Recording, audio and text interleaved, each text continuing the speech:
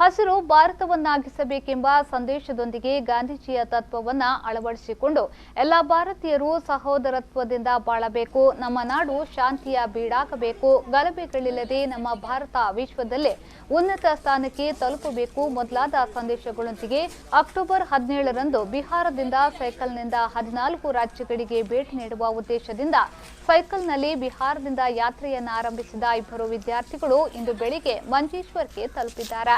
ಪದವಿ ವಿದ್ಯಾರ್ಥಿಗಳಾಗಿರುವ ಆಸ್ಫಾ ಖಾಟೂನ್ ಹಾಗೂ ಅಂಕಿತಾ ರಾಜ್ ಅವರಿಗೆ ಮಂಜೇಶ್ವರ ಪೊಲೀಸರು ಉಳಿದುಕೊಳ್ಳಲು ಬೇಕಾದ ಸೌಕರ್ಯವನ್ನ ಮಾಡಿಕೊಟ್ಟು ಅವರ ಸಂದೇಶವನ್ನ ಸ್ವಾಗತಿಸಿಕೊಂಡಿದ್ದಾರೆ. ಈಗಾಗಲೇ 7 ರಾಜ್ಯಗಳಲ್ಲಿ ಸೈಕಲ್ನಲ್ಲಿ ಯಾತ್ರೆಯನ್ನ ಮುಗಿಸಿಕೊಂಡಿರುವ ಈ ಇಬ್ಬರು ವಿದ್ಯಾರ್ಥಿನಿಗಳು ಇನ್ನು 7 ರಾಜ್ಯಗಳಿಗೆ ತೆರಳಿ ತಮ್ಮ ಸಂದೇಶವನ್ನ ರವಾನಿಸುವುದಾಗಿ ತಿಳಿಸಿದ್ದಾರೆ.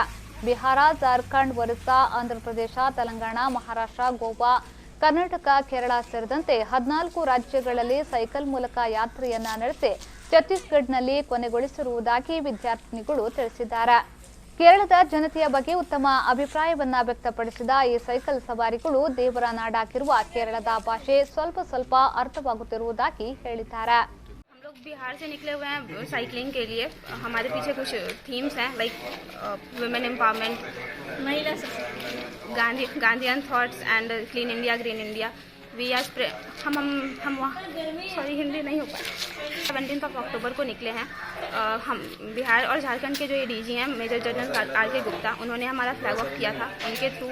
और ये सीटीपी एक ऑफिस है जो कि एनसीसी का पार्ट है, उनके कन्वेनर सर धीरज कुमार, उन्होंने हमारा फ्लैग ऑफ किया था उनके प्रेजेंस में. हम वहाँ से निकले हैं 17 अक्टूबर को और हमें 14 कवर करना है, जिसमें से ऑलमोस्ट हम 7 स्टेट्स कवर कर चुके हैं.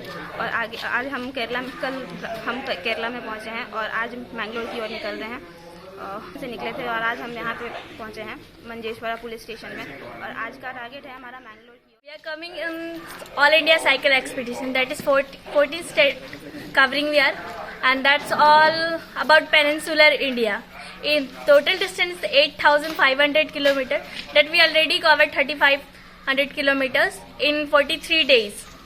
That's our all, and our motto is to spreading awareness regarding the most important is Gandhian thoughts, women empowerment, clean and green India, and also global warming.